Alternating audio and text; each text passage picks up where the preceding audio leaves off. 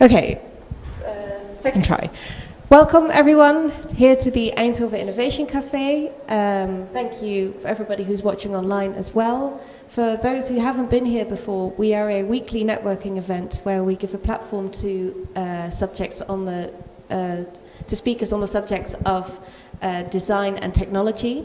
Today we have Matthijs Smakman and Leewis here to talk about their storytelling hug teddy bear, SAMbuddy, and they will tell us all about it. Afterwards we'll have the opportunity for drinks and also dinner afterwards. We'll have a spaghetti with burrata and pesto, but I'll tell you all more about that again later. Enjoy the talk first. All right. Thank you very much, and thank you very much for the invitation. Welcome all of you here in the room. Welcome everybody at home. My name is Matthijs Smakman. I'm an associate professor at the HU University of Applied Sciences in Utrecht. I'm also a lecturer at the Vrije Universiteit in Amsterdam. I'm here today together with my colleague Leewis, who will introduce himself shortly. I will give the first part of the presentation and then he will take over around halfway. We're going to talk about a project called the SAMbuddy Cuddle. And the SAMbuddy Cuddle we will discuss in a minute.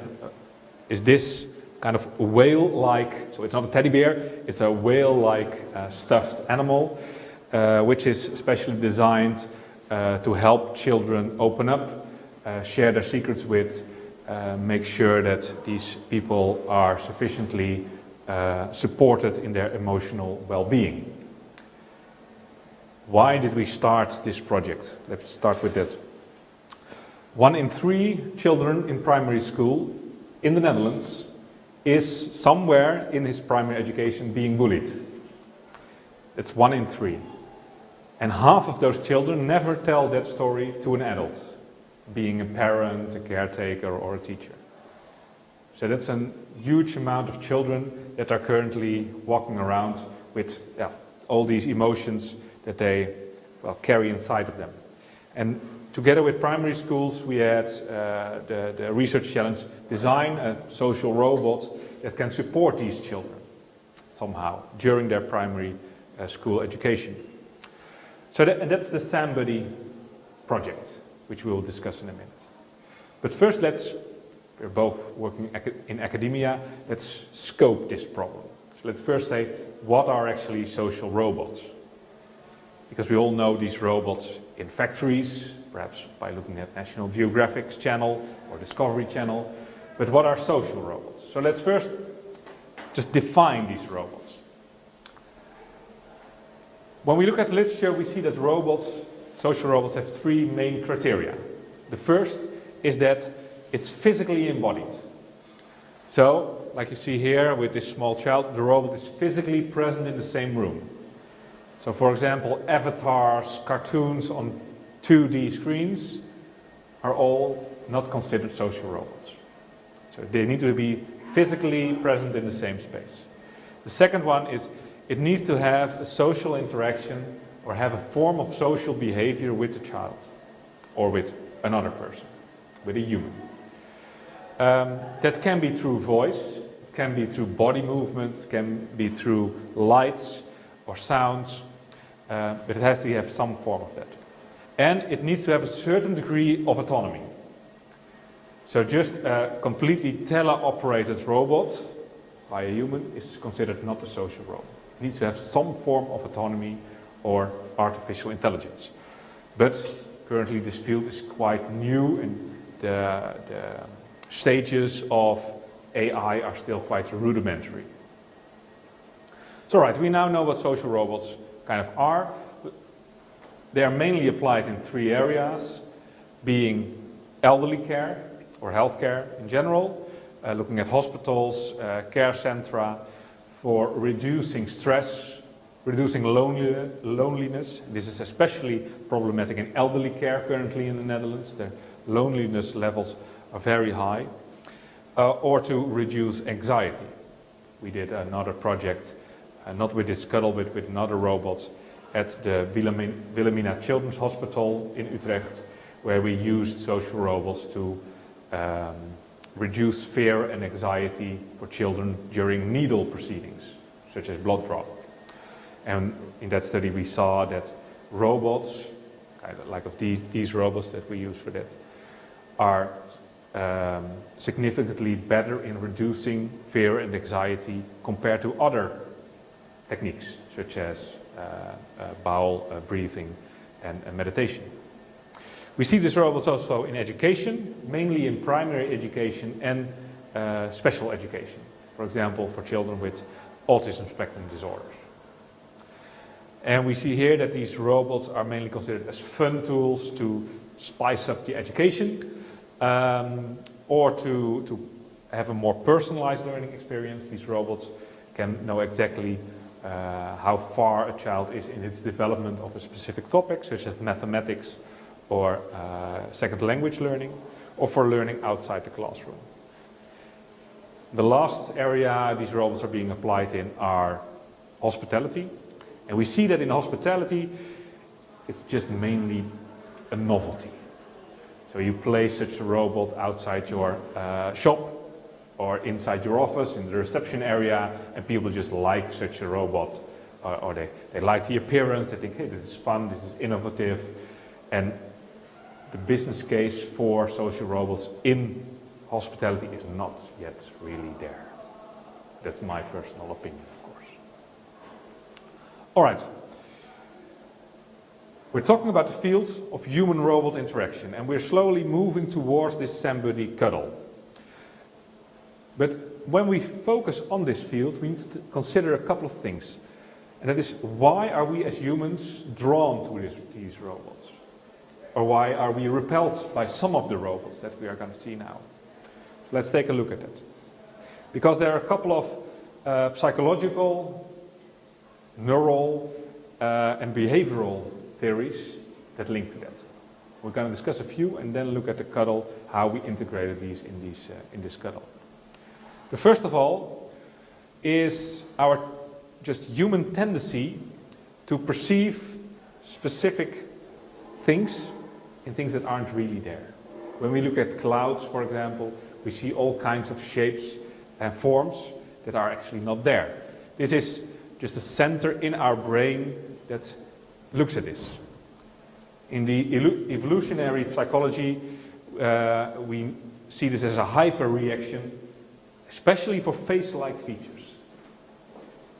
And when we look at examples of design, our tendency is to see faces in all these things. But of course, these are not real faces. But this is the principle that is at play here.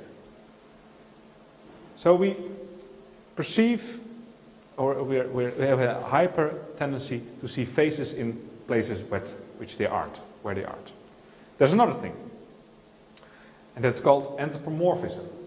That is that as soon as you add specific human-like features to, in this case, a robot, we are inclined to see these things as living. So we first have this face-like hyper-tendency, and then we start to add arms and legs and eyes to robots, which creates an even more stronger reaction why we perceive these robots as living beings, which of course they aren't, and at least till now. That's another discussion. These are just three main robots. That's actually the Now robot, also being promoted as the Zora robot. It's the most sold, most used robot in education for children. This is the Furhead robot, it's quite new, quite designed, very interesting and very expensive. We've got one in our lab because it's a rendered face. So this is a face being projected on a kind of sleeve from the back, which allows us as researchers to project all kinds of emotions and facial attributes to this robot. And this is just it presents very big, but it's such a small robot, the Alpha Mini robot. It's quite cheap, and it really works for children, learning, education, or mathematics, for example. So we see these tendencies that we have to look at these things as living beings. Then there's another thing. Actually, in the expo here today, you can also walk with a kind of cat, and which is being used in dementia care. And we see that touch also plays a part in here, and also in the cuddle that we're going to talk about in a minute. Because touch, just human touch, is one of the most effective ways to reduce psychological stress. If I give you a hug, this gives us a relaxing feeling, at least if you are comfortable with that person. But we use the same theories, for example, hugging animals, or touching your cat or your dog, or touching cows. Cow cuddling is also a real thing, like, which you can actually pay for. We see that in human-robot interaction, touch increases the intimacy between, or at least the feeling of intimacy between people and robots.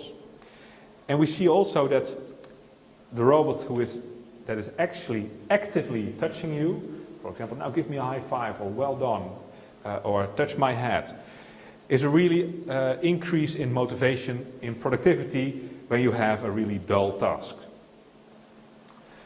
And also it can lower the pain perception.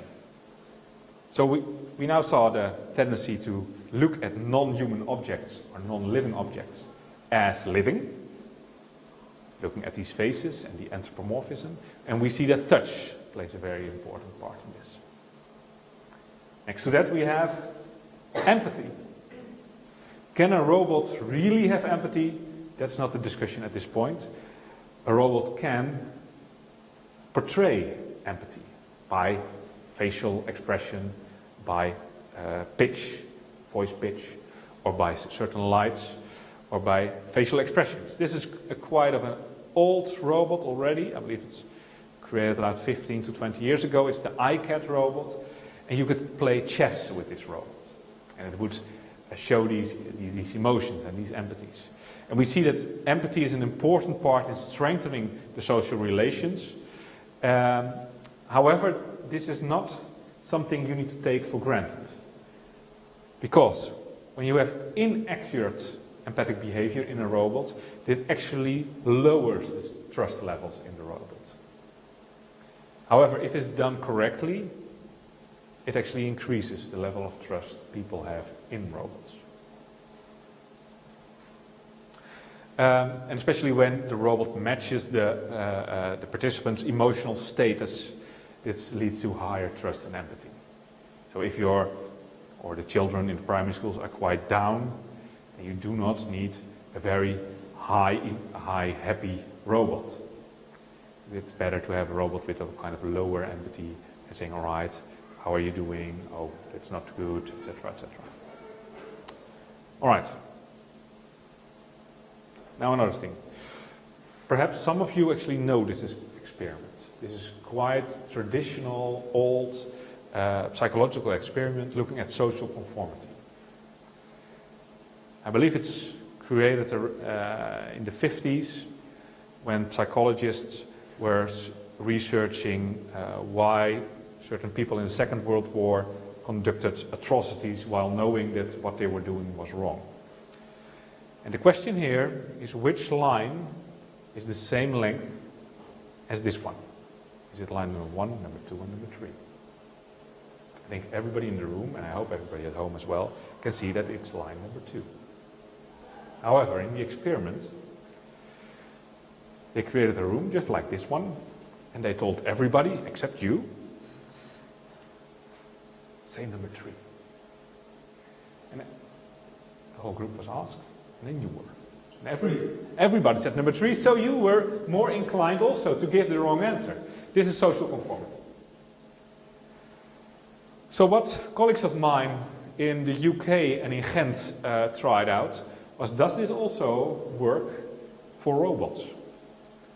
So if we have a room with robots and with a person, is the person more inclined to give the wrong answer if first the robots give the wrong answer? So in this case we have 3 robots and 1 person and 1 researcher. And the robot said, number 3, number 3, number 3. And then well, they researched, does the person actually say more inclined to also give the wrong answer? For healthy adults, this was not the case.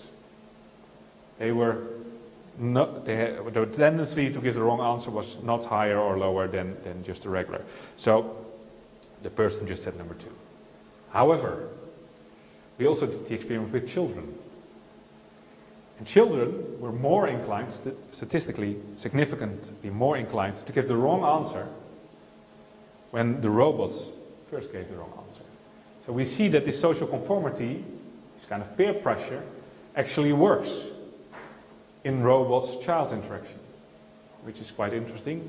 Also gives a lot of ethical questions surrounding how we are going to use these robots and how perhaps technological, commercial organizations can kind of unethically use this, which is also one of the research questions we currently have, how to ethically, morally responsible design and create these robots for education. The final topic, and then I will give the floor to my colleague Leewis, who will guide you in the SAMbuddy project a bit more, is the Uncanny Valley effect. Does anybody know that effect in this room? I see some people nodding, very good, very nice, and I see some people standing still. So let me quickly explain this. We see here two scales. This is how much we consider something fine or feel comfortable with. We feel comfortable, we feel not comfortable. And this is how human-like robots are. The dotted line are moving robots. The still line, they are robots that are not moving. And we see that industrial robots are not human-like, so we feel quite comfortable with them. If we create more human-like robots, such as the Zora robot, the most sold robot that I just showed you, we feel quite comfortable with that. But then suddenly, at least in the Western world, we are inclined to feel quite unease, unheimlich. This is called the Uncanny Valley. And then somehow, if a robot is even more human-like, the hypothesis is that we will feel more comfortable again with that. Let me just quickly show you a short video from a couple of years ago. The sound is not important in this case.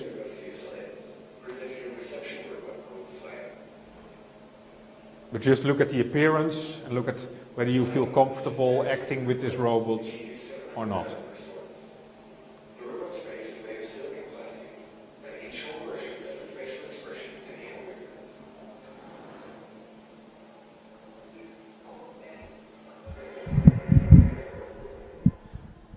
All right.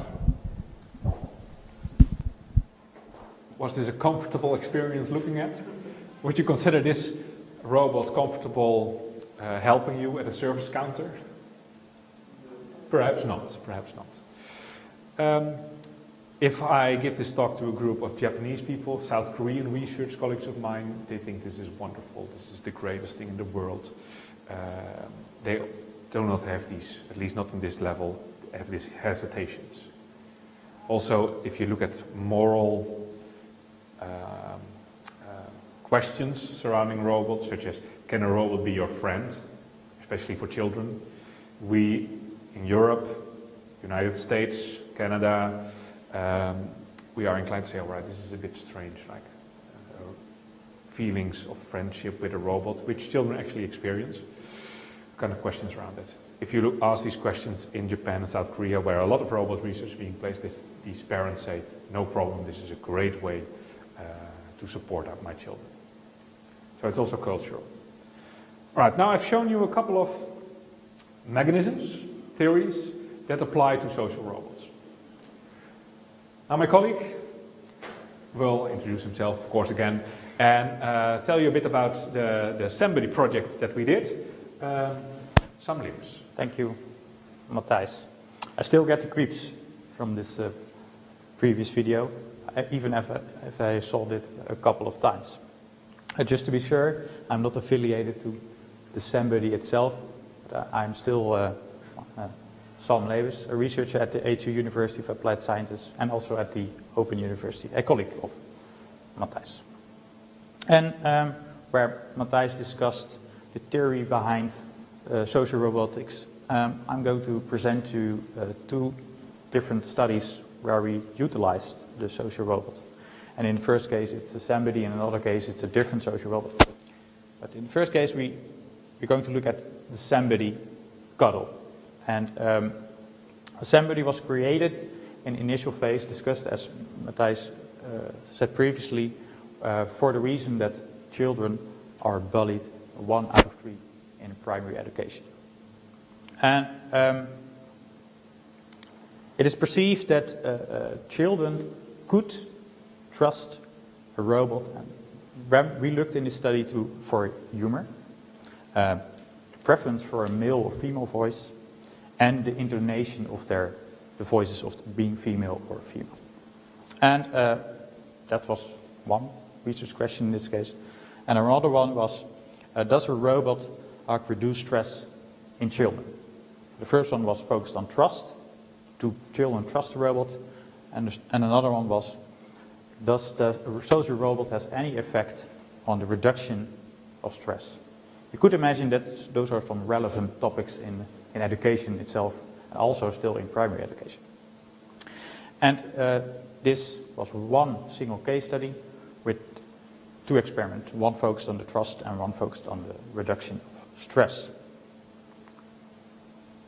This was the research setup, and I'm going to walk you through the research setup itself.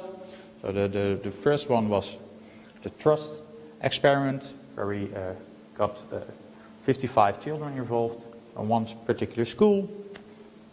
We did a pre-interaction questionnaire, the experiment itself, and a trust questionnaire. So does the social robot has any effect on the trust itself? The other experiment was focused on stress, 2 separate schools. Also a pre-interaction questionnaire, also of course the intervention, so does the robot has any effect on stress itself, and at the end a stress questionnaire. What was the effect of that specific social robot, the SAMbuddy in itself? And of course, as a researcher, I like to go right to the results, also for SAMbuddy itself, of course, but also to show that a social robot could have some form of effect. Because one, in primary education, we have a lack of manpower.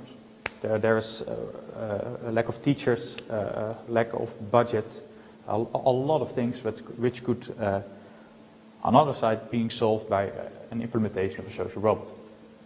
And in the trust element, shows that children trust a robot, and the cuddle in this particular case show very high trust levels. Of course, the conclusion couldn't be drawn if that's particularly to the cuddle itself, because it looks cute. Of course, it's nice color. But in this case, the SAMbuddy itself has a positive effect on the levels of trust. That was not the case on the humor part. Of course, humor could be interpreted by different persons. Someone finds other things humorful than another person. But in this case, the children didn't find it had any effect that the humor had any effect on the trust. There was a specific difference in gender. So the girls trusted the humor robot less than boys. Not any conclusions can be drawn with that, but this was an interesting observation in this case. And in the Netherlands, in particular, there are already some forms of implementation of social robots that some children had a bit experience with social robots. The novelty effect, you could say something like that, the children with experience trusted the robot more than children with no experience. So children which saw another social robot, or maybe some similar cuddle, that could also be the case. So wheel-like shape could also be the case. But the children with previous experience trusted the social robot the SAMbuddy cuddle in this case, more. And of course that wasn't that. We had trust on the other side, and during the experiment we utilized classical music, which on average also reduced stress. We want to conduct an experiment, so we need a comparison, not the social robot itself, but something in comparison. And on the broad spectrum of all the children which were involved in the study, almost all the children found the robot friendly. So that's nice for the creators of the SAMbuddy cuddle. They did something great. It was friendly looking. Then a nice appearance, as you could say, nice color, nice shape of the cuddle itself. And the children had the idea that they want to talk to the robot. They find it nice to be in the room with the robot. They want to really share their experience with the robot. And that's maybe, as you could imagine, that's hard for a parent to hear. They do not want to talk to their parent, but maybe want to talk to the robot. But that's what one of the results over the broad spectrum of the children involved.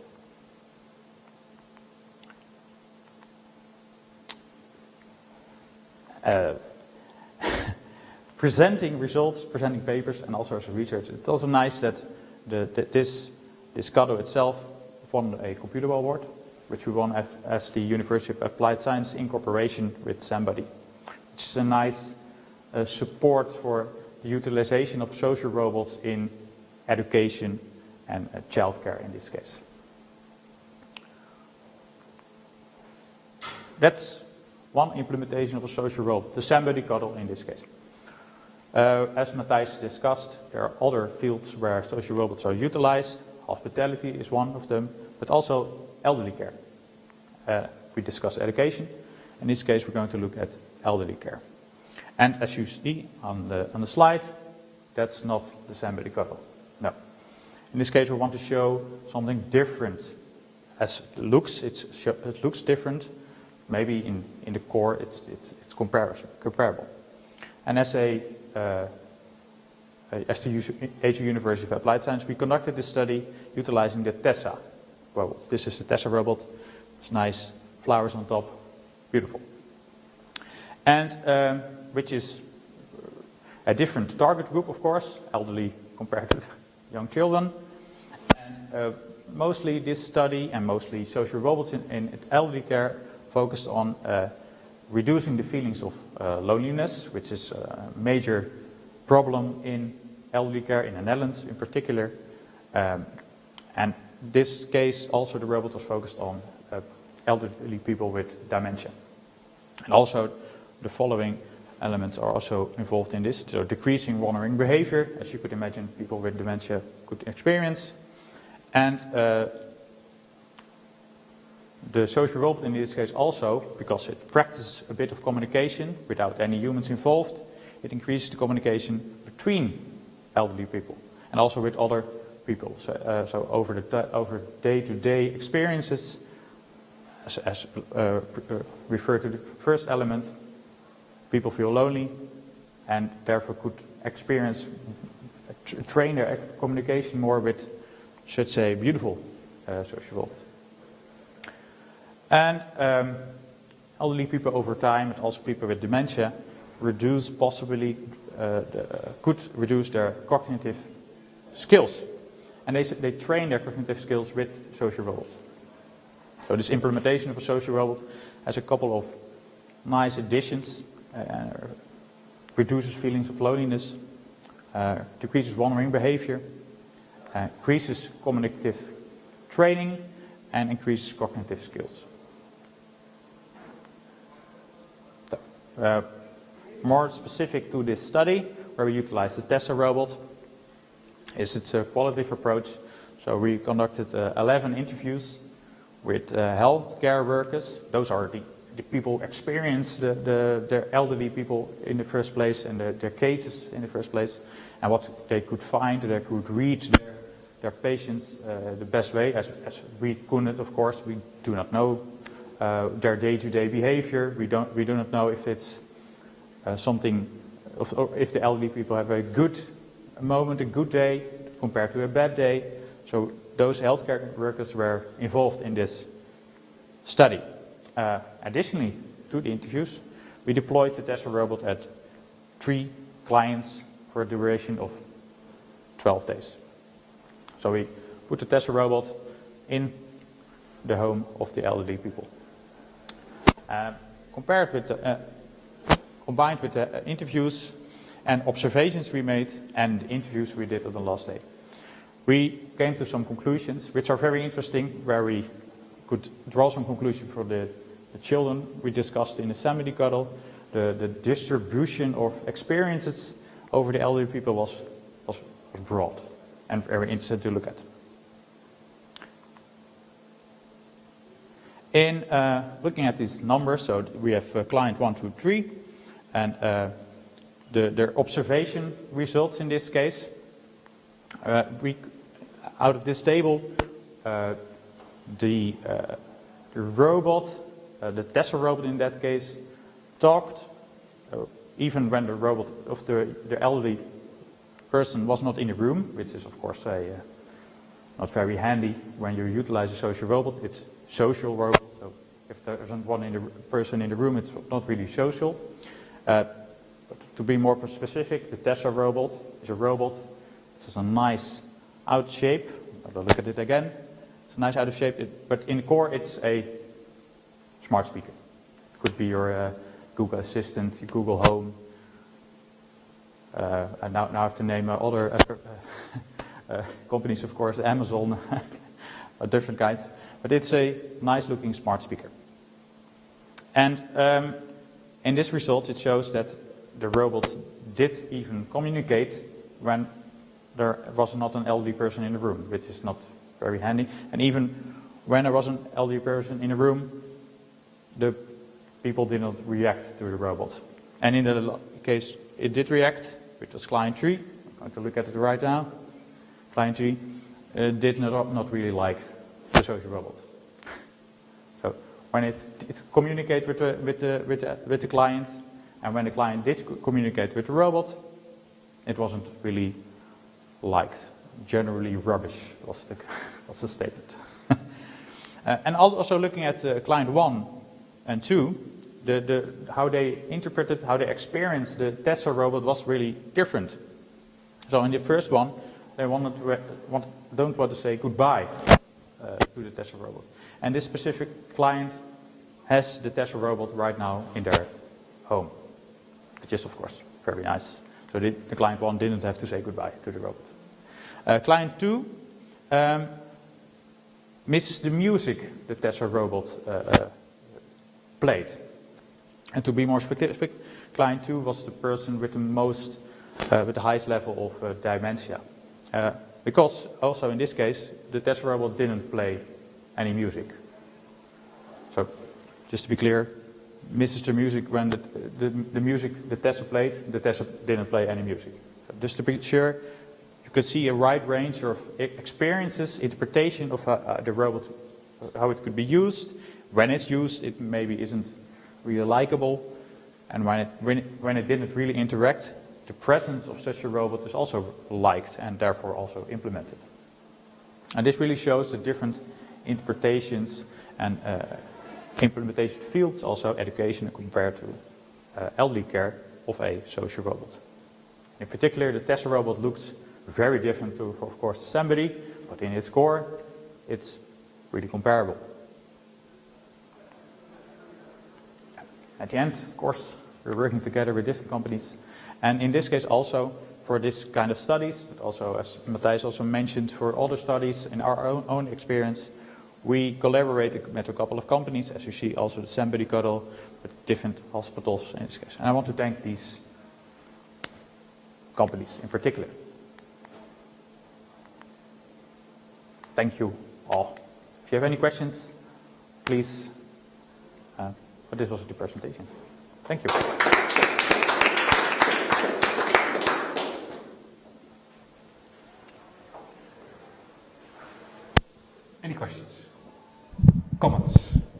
Yeah, sure. Are the SAMbuddy still in the primary schools where you're tested, or did you take them back yet? Sounds a little bit negative, but No, there are about 5 primary schools in the Netherlands currently where these robots are still okay. Present.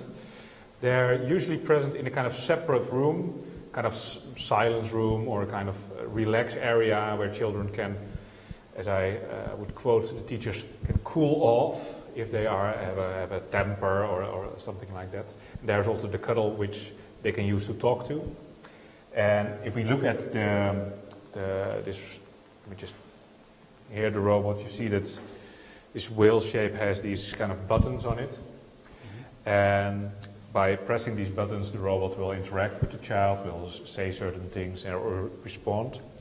And also there's one bigger button which the robot says, right, if you press this button, I will also record what you say so that I can later tell this to your teacher.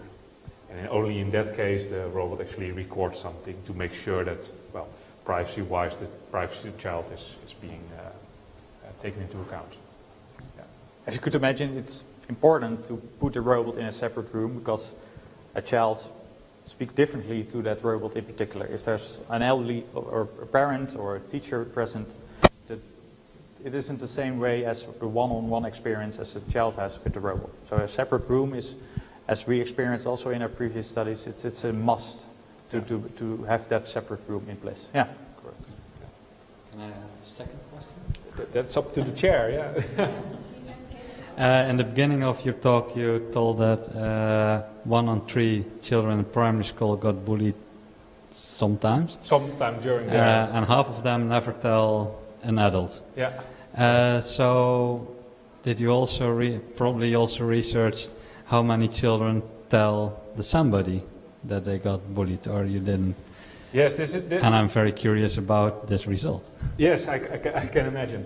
So the results, based on how many children are getting bullied currently, or got bullied last year and the years before, are based on the data provided by the primary school board of the Netherlands. So these are national data collected by research centers throughout the Netherlands. So it's not my own research. Let's make that clear. What we did in the research that some told about was mainly focusing on would the children tell secrets that they usually would not tell any other person to the robot.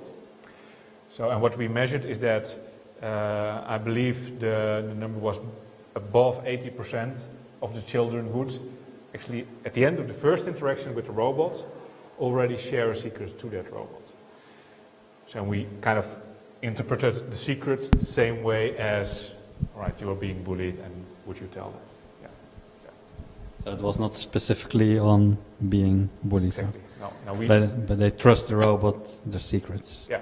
Okay. So we did not specifically target bullied children. Of course, we also would not know whether they were being bullied if half of them don't tell it. Yeah. Yeah. And we interpreted the literature as a trigger to conduct this study. Yeah. And of course, as what we experience as a secret could a child interpret differently as a secret. We don't really specify what kind of secrets, but just a secret in particular. Yeah. Okay, thank you. You're welcome, thank you.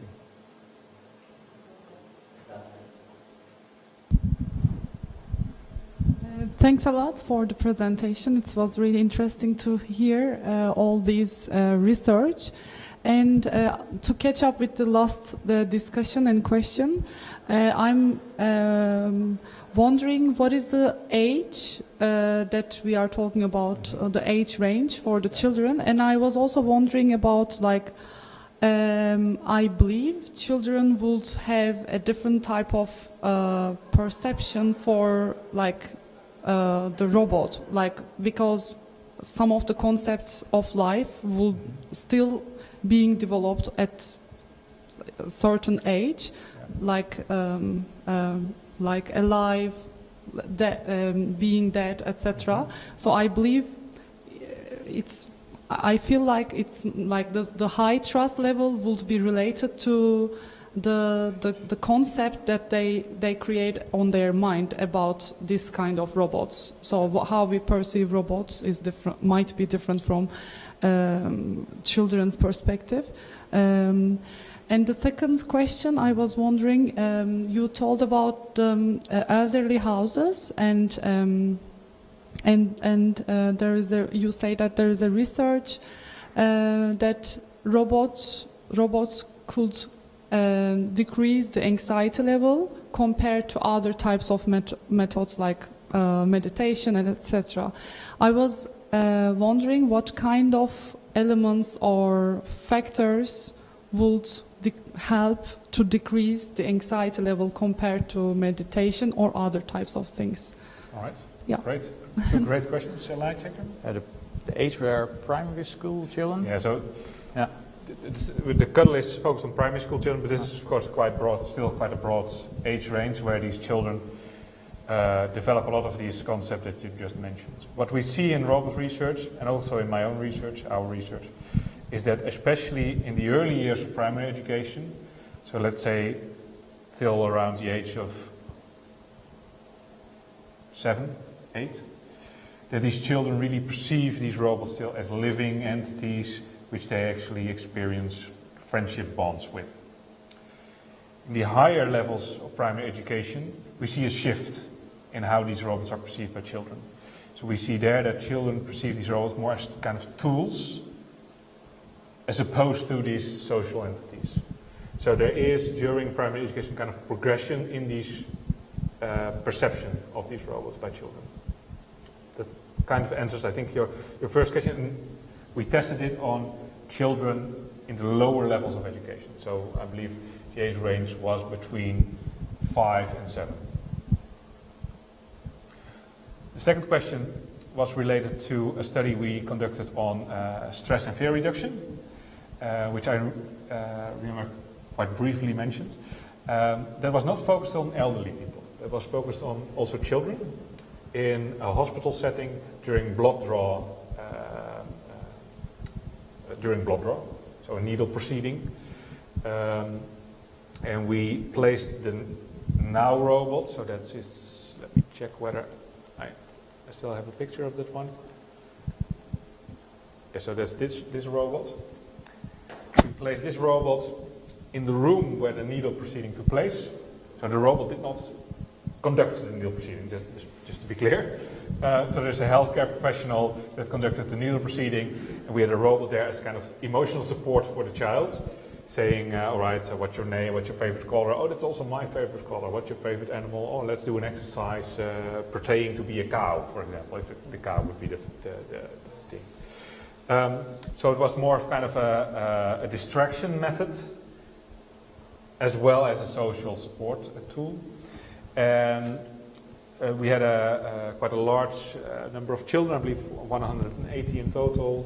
Half of them got the regular stress reduction methods that they use in the Wilhelmina Children's Hospital. So they include meditation, they include hand puppets, they include breathing exercises, tablets, these kinds of things. And we compared all these stress reduction techniques to the effect of our social robot. And the social robot was, I must say, for a specific age range as well,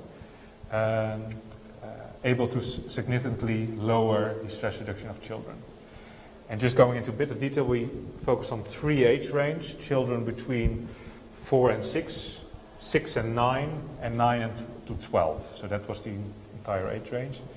And the robot was significantly better in reducing fear and anxiety for the children between 6 and 9. So that seems, and we did this study actually 2 times already, 1 year after the other. And again, the same age range between 6 and 9 was apparently the best, or the best fit between robot and child. So these concepts that you were talking about are apparently, the developing cycle or the development process of a child is best at that point for child-robot interaction. We think that children below the age of 6 were still quite, perhaps fearful of the robot or anxious. And children above the age of 9 will quite easily perceive the robot as, alright, this is kind of a tool, kind of not real. And between the age of 6 and 9, kind of a golden opportunity. Maybe later on, it would be also very interesting to investigate if those children who had experience with the robot when they are older, like 12, 11, if they would have the same trust again. Because there was also another research that children who had experience before robots was easily be trust to robots. So that would be also very interesting. But thanks for the answer. It's quite clear and interesting. Thank you very much. Yeah.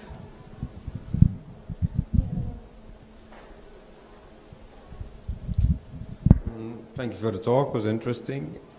I was wondering, of course it's quite privacy sensitive, but if the kid doesn't press the record button, how do you know he's being bullied at school or at home or abused? That you can react to it, help the kid. If he never presses record, you'll never know. He still has the problem. And if this also works in elderly homes, because they often say, the elderly homes are worse than high schools, the bullying and so on that goes on there. And then again also, if they don't press record, how can you really do something for the long term? And, Of course. This technology is supportive to someone's life. And of course, if you do not really use, and it's of course also a misclick, something happens in the technology that doesn't work, you can't use it. That's a major limitation in that case. But I think it's important that you need to press that button. It doesn't. We do not want to have a living thing gathering such private talks in that case. And we open a can of other problems in that case. So it's a limitation in some cases, of course. We do not know anything if the button isn't pressed, if the Tesla robot isn't turned on, if the technology fails. We do not know if someone is bullied, of course. I think it's very important to have that technology limitation, even specific in this case, is privacy sensitive cases. But we can't use it. So that's, you do not know when we do not record it. That's true. And in addition to that, we perceive that it's best if the child does open up to the robot. Perhaps we don't know it, but at least the child has told his secret, his fear, his abuse, he's being bullied, to a thing, an online entity. And yes, the teacher can't do anything with it because it doesn't have pressed on record, but at least it's out there. At least it's opened up to something, and we hope that this lowers the threshold to tell it to an adult or another child or something like that. Your case about elderly care, I think you're totally right. I've been a taxi driver on a medical taxi during my bachelor time, for elderly people especially, and of course, yes, there is a lot of being bullied in elderly care. We actually created another robot at the VU, together with Deloitte. The Ellis project is that. Something different also, you can view this on YouTube, is the Ellis Robot. And just to quote some of the elderly people interacting with the robot, they say, right, when I take off my false teeth, the robot doesn't laugh at me, or the robot won't gossip about me when I tell the robot a story. So this is also a problem in elderly care. I totally agree with you. And perhaps the SAMbuddy can also add something there. Okay, one final question. Just sprang to mind when you were talking about how people react to the robot. Is there a learning mechanism in the robot which takes into account what people confide in? Because if it's just canned responses, it will be like this uncanny valley where you can get totally offline answers.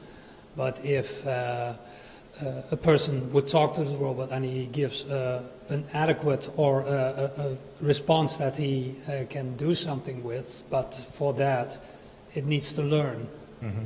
Because in the instance also of the elderly care, you said, they don't the robots don't gossip about me or they don't laugh, but maybe for a person to trust in a robot, that response might be something that the elderly person actually needs to open up to the robot. Are there mechanisms in place where input from the people to the robot are used in, for instance, artificial intelligence to process these questions, these responses from people so that they can more appropriately respond back to persons? Yes, they are in place, but they are really still very rudimentary. So we're in the forefront of this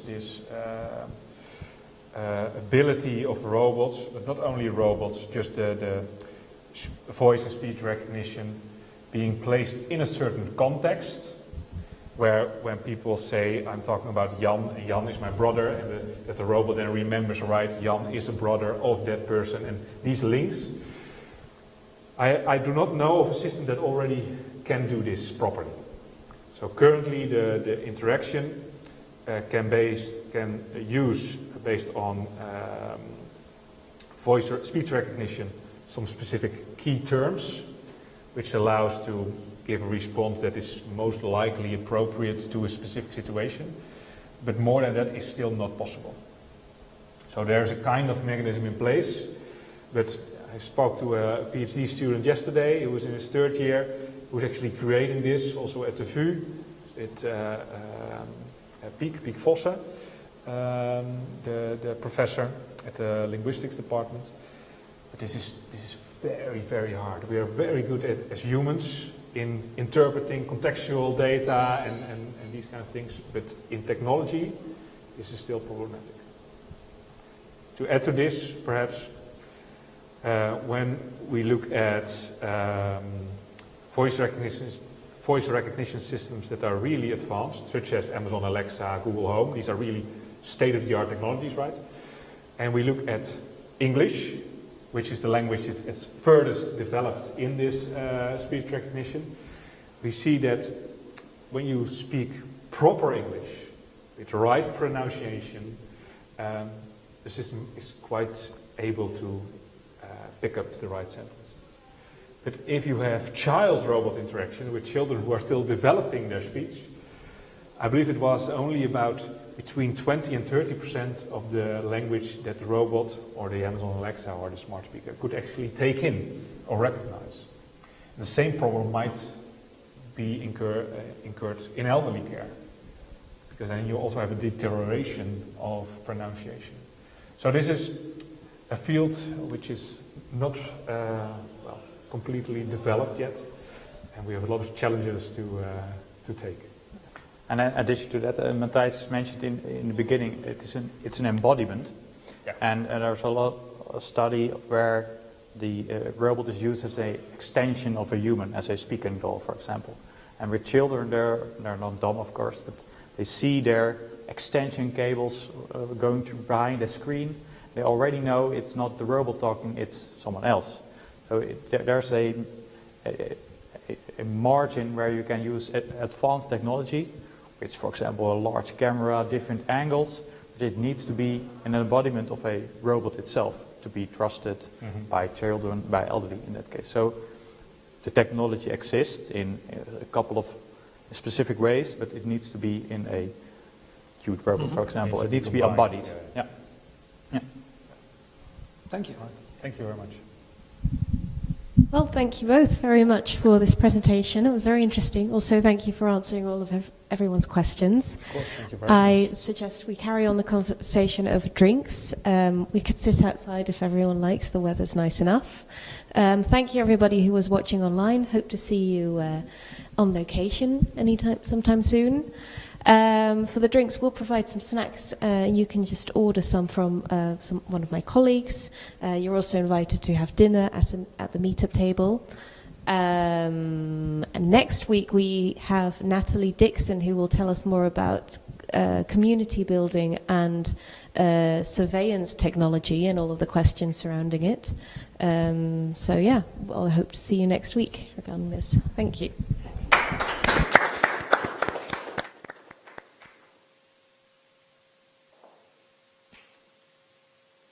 Let's go for drinks.